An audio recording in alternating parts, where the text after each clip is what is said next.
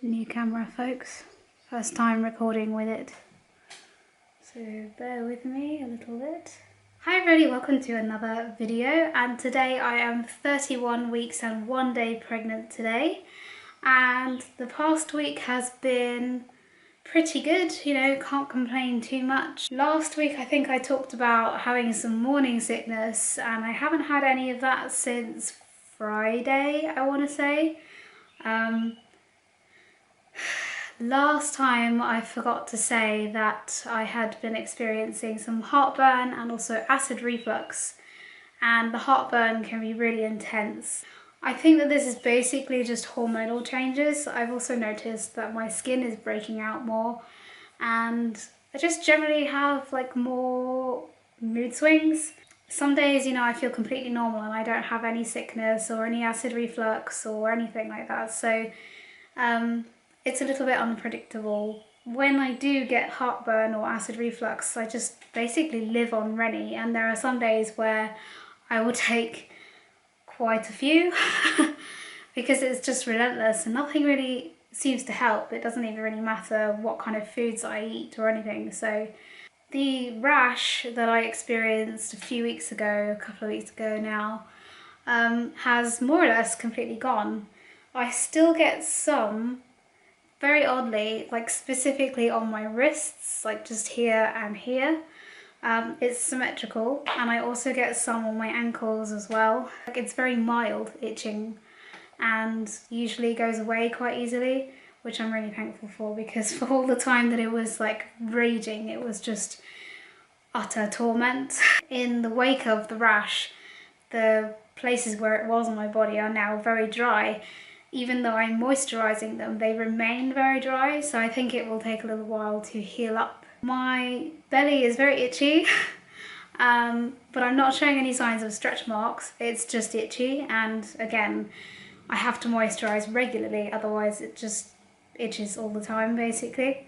And I think that this is just due to stretching of, you know, the skin and things around that area. Sort of still a bit sniffly, to be honest. I think that possibly the rash was something viral, and I started to feel sort of like I had a runny nose and like a bit of a scratchy throat, and just a bit kind of meh under the weather. I'm still sort of getting over that. I still feel a bit, you know, just, yeah, mucusy, I guess, which is not sexy, but never mind.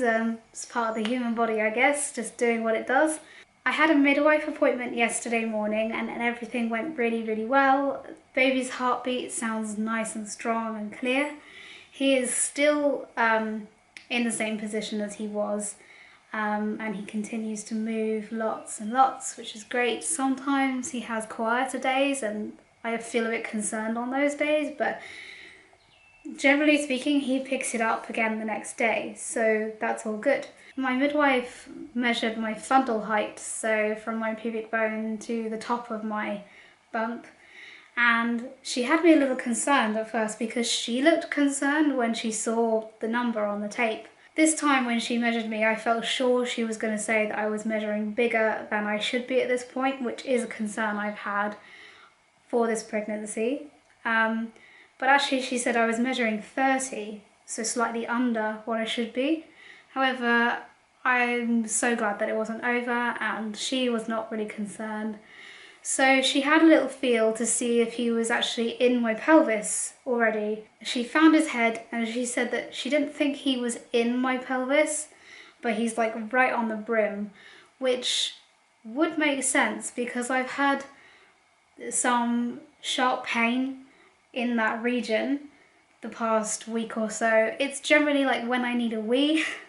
And I get up having been sat down, then I will get this sort of like sharp pain. And I do remember having that before with Leo. My real concern with this pregnancy is that he won't go into my pelvis at all. Leo never did, but with subsequent babies they often engage during labour, and I'm just kind of anxious that that's not going to happen. He's just going to stay high. We had a little talk through birth plan, although to be honest it was mostly like her just going through protocol of the hospital that I'm going to be probably delivering at. But you know, the hospital is the system, and the protocol is, because I've chosen to be a VBAC this time, I'm automatically high risk.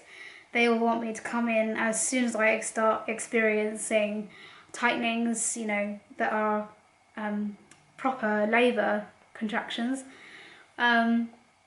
They will fit me with a cannula, they will want me on constant fetal monitoring, and like all of these things, I'm just like, but I don't want these things. I don't feel like they're going to be necessary. Cannulas are dead uncomfortable if they're placed badly, and if there are no remote fetal monitoring units available, then I will be on a bed. And I know that I can refuse these things, but it's just like, why should I even have to fight? It's my body. I implicitly trust my body and my intuition, and I feel that I will know what's best for me, and I feel like these things are not going to be helpful. They're going to want me to be on the labour ward, which I really don't want to be. In an ideal world, I would be giving birth at home, but because this baby might need some help, I kind of have to compromise, and I have to at least go into the hospital, and I think birthing centre is out of the question. I actually haven't had any discussions with a consultant about mode of delivery. I'm sort of just hoping that they will leave me alone. Also, the other protocol is that I will be put on a clock. As soon as they can gauge my dilation, they put you on a clock, and if you don't give birth within that time, they start pushing you for a C-section, even if you're fine.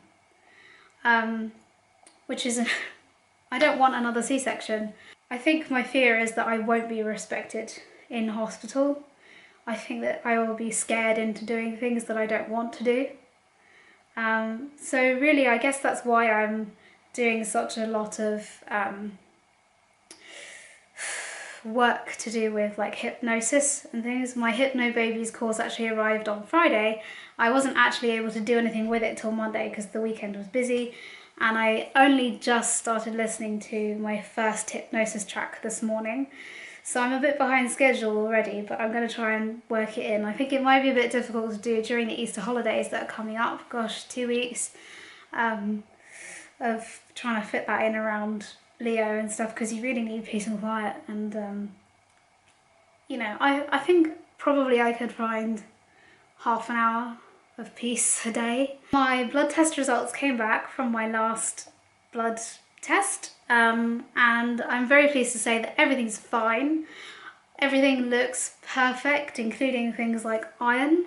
So I've got it here, and it says that hemoglobin, or otherwise known as your hemoglobin count relies on your iron count to be quite high. So if your hemoglobin is fine, then your iron intake is fine. And the range is 120 to 160. And these ranges, as my midwife explained to me, are actually based on normal ranges within non-pregnant people. So mine are 126, which is just within that range, and it's all looking good. And that is because I've kept on top of it.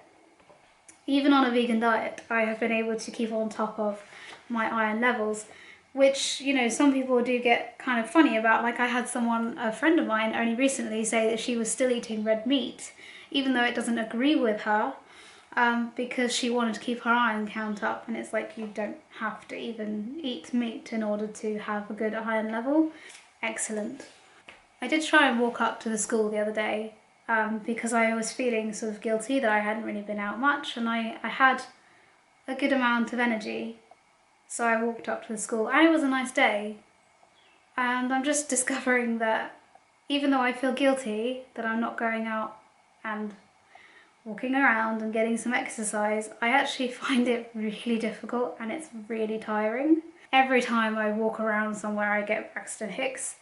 Anecdotally, I've heard now twice that you might get more Braxton Hicks depending on your size. If you're smaller, the theory is you have less space, and for some reason that causes more Braxton Hicks. I swear I've been having them since like 14 weeks with this pregnancy. So, feeling good, rash is gone, dealing with heartburn and acid reflux and morning sickness as and when they come up.